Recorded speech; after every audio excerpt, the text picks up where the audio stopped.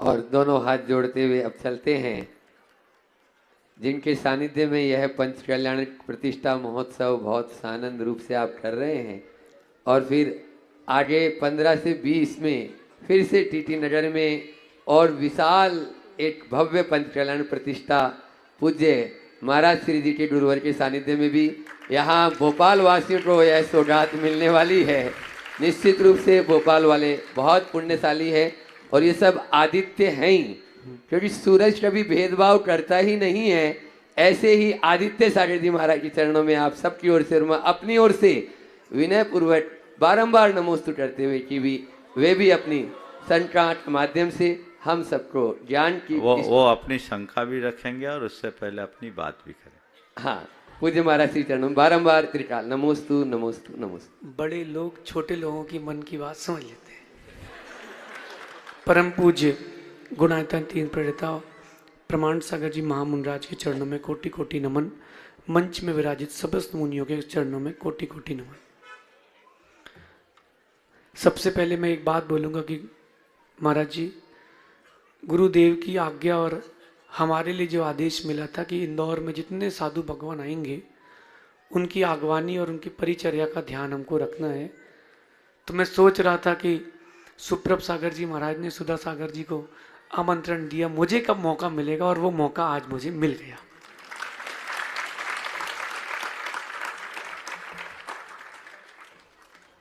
तो सर्वप्रथम सुमति धाम पट्टाचार महोत्सव के लिए मेरा सत्संग आमंत्रण महाराज जी के लिए, और ये आमंत्रण पत्रिका, और मुझे विश्वास है कि बड़े लोग छोटे बच्चों की बात मान लेते हैं। आत्मीय आमंत्रण।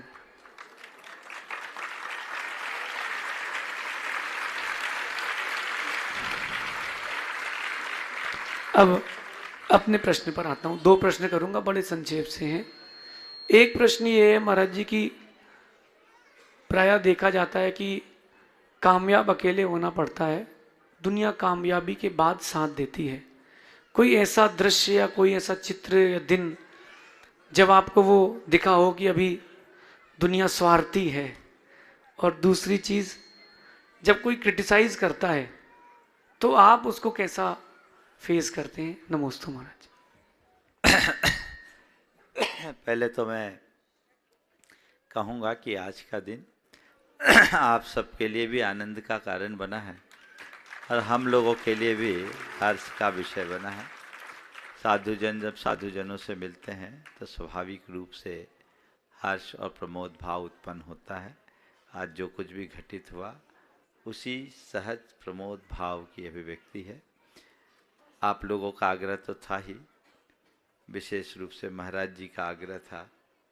आप लोगों के आग्रह को तो मैं शायद नज़रअंदाज कर देता, लेकिन महाराज जी के अनुरोध को ठुकरा नहीं पाया और इसलिए गाड़ी की दिशा परिवर्तित हो गई और यहाँ आने का योग बना। ये भी बहुत अच्छी बात है। हम यहाँ आए हैं पंच कल्याणक के निमित्त से। जैसा अभी आपको बताया गया कि टीटी नगर में आगामी 15 से 20 फरवरी में पंच कल्याणक का आयोजन होना है। निमित्त तो वो बना, लेकिन मुझे लग रहा है मंगलाचरण आज हो गया है। पंच कल्याणक से पंच कल्याणक का मंगलाचरण हो, और ये भी आज आपका प्रारंभिक दिन है तो मंगलाचरण का ही दिन है। इसे मैं एक शुभ शकुन के रूप में देखता हूँ। बहुत अच्छी बात। महाराज जी ने बहुत ही आदर भाव प्रकट किया, पूरा संघ और हम लोग सब प्रमुदित हैं और यही संदेश देना चाहते हैं कि हम लोग एक दूसरे के प्रति ऐसा ही स्नेह और सद्भाव बना कर रखें ताकि हम सबके जीवन में सरलता बढ़े, सकारात्मकता बढ़े और समाज में भी सकारात्मकता के साथ सौहार्द की वृद्धि हो। ये प्रयास करना चाहिए। महाराज जी ने जो सवाल किया है कि कामयाबी अकेले को मिलती है, क्या आपके जीवन में ऐसा कभी लगा कि दुनिया सब स्वार्थी है? देखिए, मैं अगर अपने जीवन की कहानी कहूँ तो ये कह सकता हूँ, मेरे जीवन में कई ऐसे अनुभव हुए जिस समय मुझे लगा कि सब अपने मतलब के गर्जी हैं। कई अनुभव जो अब मैं सार्वजनिक नहीं भी कर सकता, लेकिन ऐसा लगा, लेकिन मुझे हर मोड़ पर एक रचनात्मक प्रेरणा मिली। जब जब मेरे जीवन में ऐसे प्रसंग आए, बड़े बड़े चैलेंजेज आए, आघात हुए, लेकिन मुझे हर वक्त ताकत मिली।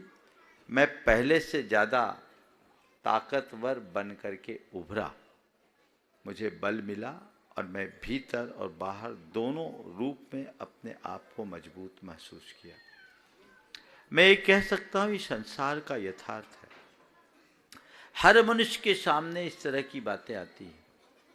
विपरीत परिस्थितियों को एक चुनौती के रूप में स्वीकारना चाहिए और अपनी कुशलता से उसे उपलब्धि के रूप में परिवर्तित करना चाहिए। एक प्रसंग आया था, पूरा प्रसंग नहीं सुनाऊंगा, लेकिन उस प्रसंग में मैंने जो दृष्टिकोण अपनाया था वो आज आप सबके बीच सार्वजनिक करने में मुझे कोई संकोच नहीं। एक बार मैंने कहा था कि हवा के झोंके से शाख टूटी जरूर है, पर मैं इसे सूखने नहीं दूंगा, कलम बनाकर पेड़ बनाकर गुलाब खिलाऊंगा। बस जिस मनुष्य के अंदर ऐसा आत्मविश्वास होता है, जिसकी सोच सकारात्मक होती है, वह हमेशा ऊंचाइयों को छूता है। और अपने जीवन का ये मंत्र मानो। मेरे सामने बहुत कई चुनौतियाँ आईं और मैंने हर चुनौतियों का स्वागत किया और बहुत सजिंदगी से उसका सामना किया, और मैंने पाया है कि हर चुनौती मेरे सामने उपलब्धि बनकर उभरी है। तो ये चैलेंज को अचीवमेंट बनाना हर सफल व्यक्ति के जीवन का एक बड़ा गुण है। मैं अपने आप को एक सफल व्यक्ति के रूप में नहीं मानता, क्योंकि मैं अपने आप को सफल तब मानूंगा जब मैं सिद्धालय में जगह बनाऊंगा। लेकिन ये मानता हूँ कि हमें अगर अपने मार्ग में आगे बढ़ना है तो चुनौतियों को स्वीकार करने का मादा अपने भीतर रखे और अपनी कुशलता से उसे उपलब्धि के रूप में परिवर्तित करने की क्षमता विकसित करे। दूसरी बात, आलोचक तो होंगे ही। अगर आपके कोई आलोचक नहीं तो आप जिंदा नहीं। जिंदे की निंदा होती, मुर्दे को तो सब स्वर्गीय बोल देते हैं। तो आलोचना होगी। आलोचना जिंदा होने की पहचान है। उसे घबराइए मत। मैं कभी नहीं घबराता। मेरे जीवन का एक सिद्धांत है कि गाड़ी जितनी तेज चलती है, धुआं और धूल भी उतना ही उड़ती है। उतना ही धुआं उड़ेगा, उतनी ही धूल उड़ेगी, लेकिन ये गाड़ी के आगे नहीं होती, पीछे होती। मेरा ध्यान सदैव गाड़ी की गति पर और गंतव्य की ओर होता है। पीछे उड़ने वाली धूल और धुएं की तरफ मैं कभी नहीं देखता। उसे कभी देखो ही मत, ये सहज होगा। हाँ, लेकिन एक सावधानी भी रखना है कि अपनी गाड़ी की गति का नियंत्रण नहीं खोना चाहिए और गंतव्य कभी ओझल नहीं होना चाहिए। सोच समझकर निर्णय लेना, आत्मविश्वास के साथ आगे बढ़ना और सकारात्मकता से उसे पूरा करना।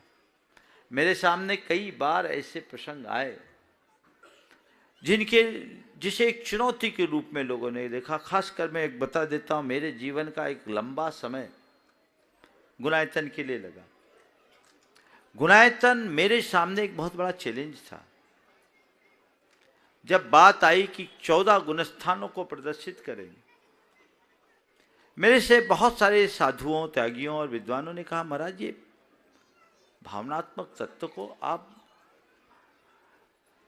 क्रियात्मक रूप से कैसे दिखाएंगे? मैंने कहा मैं दिखाऊंगा। कैसे दिखाऊंगा? बोले दिखाऊंगा और इस तरीके से दिखाऊंगा जिसको देखकर हर व्यक्ति के मुख से केवल वाह वाह और वाह निकलेगा। मैंने कहा और आत्मविश्वास के साथ कहा। उस समय मेरी कोई तैयारी नहीं थी, मैं लगा। और महाराज जी आपको बताऊं, 2007 से लेकर 2017 तक की 3 स्टोरी बोर्ड को मैंने डस्टबिन में डाला। एक से एक 8 डायरेक्टर आए, उनने मेरे सामने ला करके मैंने 3 स्क्रिप्ट लिखी, पहले सारी स्क्रिप्ट मेरी लिखी, वो लेकर के जब मेरे पास आए मुझे समझ में नहीं आया, मैंने रिजेक्ट किया। पूरी कमेटी घबरा गई, महाराज सब रिजेक्ट कर रहे, बोले बस मुझे वाह चाहिए, जिस दिन मैं संतुष्ट होगा तब दुनिया संतुष्ट होगी। और मैंने कहा इतिहास की रचना एक दिन में नहीं होती, उसके लिए खुद को खपाना पड़ता है। और उसके बाद चलते चलते अब जो गुणायतन ने रूप लिया है, और गुणायतन में जो प्रदर्शित होना है, अभी समय नहीं है, फिर मिलेंगे तो बताऊंगा आपको। आपके महाराज जी ने तो हाँ देखो कैसा होता बताता हूँ भी। तो विशुद्ध सागर जी महाराज जब सम्मेद शेखर जी में मिले थे तो उनको कुछ दिखाया भी था, उनने बड़ी रुचिपूर्वक देखा था और बहुत अच्छा मिलन हम लोगों का हुआ था। तो मैं कह रहा हूँ कि अब जो कुछ भी डेवलपमेंट है वो 2007 से 2024 के बीच का है। और अब मैं आप सबसे कहूँगा कि वहाँ वह बनने जा रहा है जिसको देखकर वहाँ निकलने की बात तो दूर है, दांतों तले उंगली दबाए बिना नहीं रहेंगे। अब मुझे संतोष है। तो चीज़ों के लिए व्यक्ति के हृदय में लगन होनी चाहिए, आत्मविश्वास होना चाहिए, चिंतन की प्रखरता होनी चाहिए और सकारात्मकता होनी चाहिए। ये चीज़ें मैंने सदैव अपने जीवन में अपनाने की कोशिश की है। मैं नहीं कह सकता कि मैंने कितना अपनाया, लेकिन मैंने जो कुछ भी पाया है इसी के बदौलत पाया। मैं कभी किसी चीज़ का मोह नहीं करता। कोई चीज़ मुझे अगर अनुकूल नहीं जचती तो नहीं जचती, और मैं निर्णय लेने में फिर विलंब नहीं करता, चाहे कितना भी कठोर निर्णय लेना हो। और निर्णय लेने के बाद फिर उसके बारे में दोबारा नहीं सोचता, तुरंत काम होता है। कल अनुभव वगैरह रास्ता दूसरा देख रहे थे, अब बोले महाराज जी आपने रास्ता बदल दिया, हमें आना था इधर से भौरी होके और हम आ गए फंदा होके, बैरागढ़ पड़ गया। कैसे बदल गए? हमने कहा थोड़ी देर बाद बैरागढ़ के लोग आए, इन लोगों के जाने के बाद महाराज ये रास्ता है, हमने देखा तो 4 किलोमीटर का अंतर था। हम बोले चलो कोई मतलब नहीं, एक समाज को लाभ मिल जाएगा, इधर से निकल जाओ। मैं उस समय ये नहीं कहा कि मैंने उधर कह दिया, कहा तो नहीं था, इनको देखने के लिए भेजा था।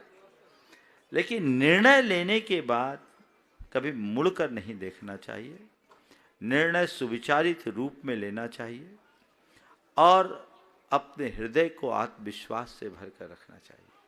तो मैं ये कह सकता हूँ कि आज गुणायतन ने जो स्वरूप लिया, अभी आप लोग जो गुणायतन जाके देखते हैं वो तो उसका ऊपरी ढांचा है, उसकी आत्मा का तो आपने दर्शन ही नहीं किया। वहाँ जो चीज बनने जा रही है, सोरिंग राइड, जिसका आपने कभी नाम न सुना हो, सोरिंग राइड जो दुनिया में कुल 29 है, 30वीं गुणायतन में बन रही, जिसका नाम है समो शरण दर्शन। एक ऐसी राइड जो 16 मिनट की राइड है और विश्व की सबसे बड़ी राइड, वर्ल्ड की लार्जेस्ट राइड है और फर्स्ट रिलीजियस राइड है। दुनिया में जितनी भी राइड है वो एडवेंचरस है और 9 से 11 मिनट की। ये पहले 16 मिनट की राइड जिसमें लोग बैठेंगे, 12 मीटर हाइट पर जाएंगे, स्क्रीन से वो सिंक्रोनाइज होगा और ऐसा लगेगा जैसे साक्षात समो शरण में आप जा रहे हैं। उसे देखने के बाद आपको ऐसा नहीं लगेगा कि पंचम काल में सम्मेद शिखर के किसी ऑडिटोरियम में बैठे हैं, आपको ऐसा लगेगा कि चौथे काल में साक्षात भगवान महावीर के समो शरण में विचरण कर। ये उपलब्धि है।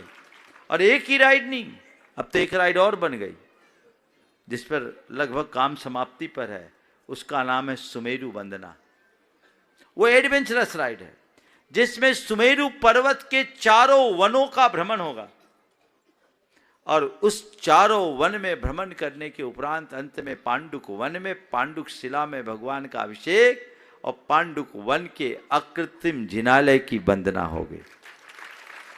जो चीजें शास्त्रों में हम लोगों ने पढ़ा है वो उसका जीवंत रूप, उसे देखने के बाद हर व्यक्ति को यह लगेगा कि अगर कोई अकृत्रिम जिनालय या समो शरण इस दुनिया में है या कभी हुआ है तो यही होगा, इससे भिन्न नहीं हो सकता।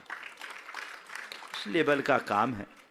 इसी तरह एक मूवी है यात्रा आत्मा से परमात्मा की, 108 मिनट की मिथ्या दृष्टि से लेकर सिद्ध अवस्था तक का संपूर्ण जीवन वृत्त, चतुर्गति भ्रमण से लेकर मोक्ष गमन तक की पूरी झांकी, जैन दर्शन में प्रतिपादित 14 गुणस्थानों का जीवंत रूप, जहाँ आने के बाद लोग जान सकेंगे कि क्या होता है मिथ्या दृष्टि किसे कहते हैं, सम्यक दृष्टि क्या होता है, श्रावक कैसे होते हैं, मुनिराज कैसे होता है ध्यान, कैसे होती है कर्मों की निजरा, क्या होता है केवल ज्ञान, कैसा होता है भगवान का समोसरण, कैसी खिरती है भगवान की दिव्य वाणी, कैसे करते हैं भगवान श्री विहार और कैसे होता है भगवान का मोक्ष गमन। ये सब बातें आप अपनी आंखों से देखेंगे।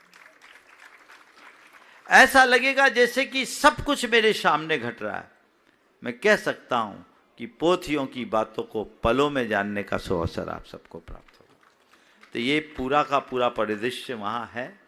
तो ये एक पूरी सतत चलने वाले शोध का परिणाम है और सतत प्रयत्न का परिणाम है। तो आपने जो बात कही, आलोचनाएं होती है, उससे घबराना नहीं चाहिए, पर कोई आलोचना करे ऐसा काम नहीं करना चाहिए और ना किसी की आलोचना करनी चाहिए।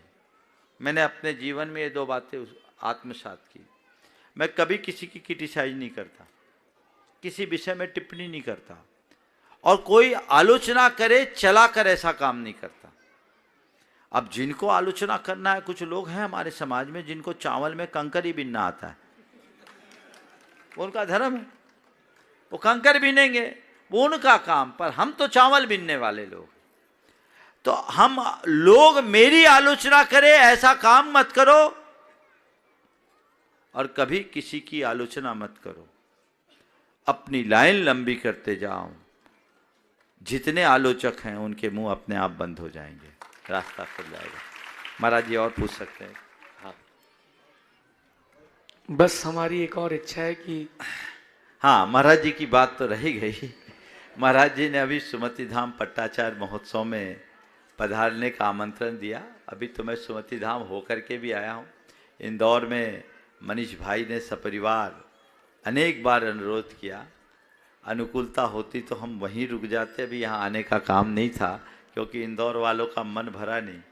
पर आपने निवेदन किया, अभी से हम क्या कहें, अगर योग बनना हो तो हो सकता है बदल जाए, लेकिन कह नहीं सकते।